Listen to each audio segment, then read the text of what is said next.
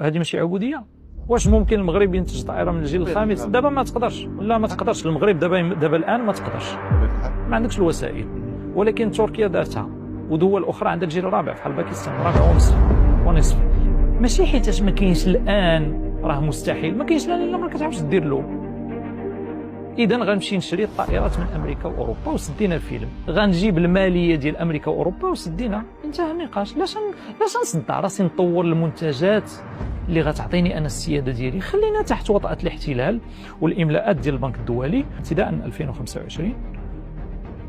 ما غيبقاوش يعطيو التمويلات بدون املاءات في الجندر، ماشي ديال المساواه كذا. راك عارف داك الامور. ودير تكوينات في الوزارات ودير تطبيقات وتبين لنا بان عندك الامور المتعلقه بهذا المعيار ديال مقاربه حقوق الانسان وكذا وكذا وكذا، باش التمويل ديالك يبقى غادي بشكل يعني طبيعي.